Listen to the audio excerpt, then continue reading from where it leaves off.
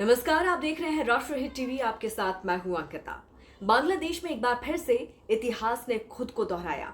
बांग्लादेश में तख्ता पलट हुआ और प्रधानमंत्री शेख हसीना को अपने पद से इस्तीफा देना पड़ा। इतना ही नहीं, बांग्लादेश में जमाते इस्लामी की गुस्साई भीड़ से जान बचाने के लिए उन्हें देश छोड़कर भागना पड़ा। शेख हसीना ने भारत में शरण ली है। इस महत्वपूर्ण घटना ने शेख हसीना की 15 साल पुरानी कड़वी यादों और जख्मों को फिर से हरा कर दिया।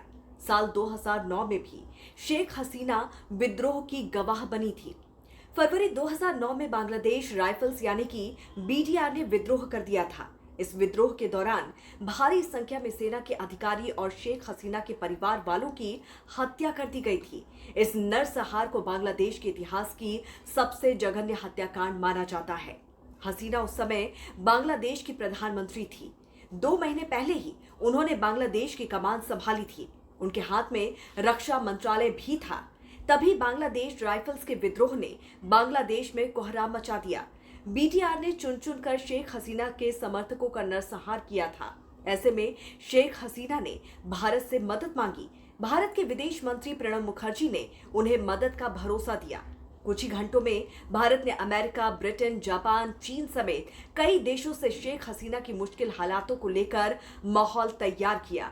भारत की पैराशूट रेजिमेंट की 6ठी बटालियन के पैराट्रूपर्स ढाका में उतरने के लिए तैयार थे। बांग्लादेश में कई इलाकों में भारतीय सैनिक लैंडिंग के लिए तैयार थे। उन्हें सिर्फ फाइनल ऑर्डर की दरकार थी। ढाका एयरपोर्ट पर बांग्लादेशी पीएम शेख हसीना की सिक्योरिटी की जिम्मेदारी भारतीय सेना के जवानों के पास थी। इतना ही नहीं, भारत ने तत्कालीन बांग्लादेश के army chief general Moin Uddin Ahmed को चेतावनी दे डाली कि अगर बांग्लादेशी सेना ने गलती से भी पीएम शेख हसीना के खिलाफ कोई कार्रवाई की तो उसका अंजाम भुगतने के लिए तैयार रहना होगा।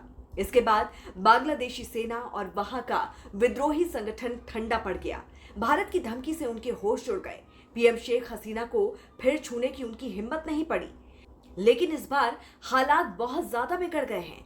बांग्लादेश आर्मी चीफ वकार उज जमान ने शेख हसीना को 45 मिनट में इस्तीफा देकर मुल्क छोड़ने का अल्टीमेटम दे दिया था। इसके बाद शेख हसीना इस्तीफा देकर भारत आ गई। दरअसल बांग्लादेश में हालात तब और बिगड़ गए जब शेख हसीना की सरकार ने प्रदर्शन कर रहे कट्टर संगठन जमात इस्लामी पर बैन लगा दिया। बांग्लादेश में कर्फ्यू के दौरान भी ये संगठन प्रदर्शन कर रहा था, लेकिन इस पर बैन लगाने के बाद सरकार समर्थित संगठन और जमात इस्लामी के बीच खूनी संघर्ष छिड़ गया, जिसमें सैकड़ों लोगों की मौत हो गई। प्रदर्शनकारियों ने बांग्लादेश में अरबों रुपयों की सरकारी संपत्ति को आग के हवाले कर दिया। इतना ही नहीं, प्रदर्शनकारी पीएम हाउस में भी घुस गए। हालांकि प्रदर्शनकारियों के पहुंचने के पहले ही शेख हसीना पीएम हाउस छोड़कर चौपर से भारत के लिए निकल पड़ी। जमात इस्लामी संगठन और इसके छात्र संगठन बैन लगने के बाद सड़कों पर निकल आए थे। बांग्लादेश में कई दिनों तक चले हिंसक विरोधों के कारण शेख हसीना सरकार ने ये बैन लगाया था, लेकिन यही संगठन उनकी जान का दुश्मन बन गया। जमात इस्लामी संगठन पर आतंकवाद विरोधी कानून के तहत बैन लगाया गया था। शेख हसीना की पार्टी आवामी लीग ने जमात इस्लामी पर बैन लगाया था, लेकिन अब यही संगठन उनकी पार्टी के नेताओं के लिए जान का खतरा बन गया है और अब शेख हसीना ने भारत में शरण ली है।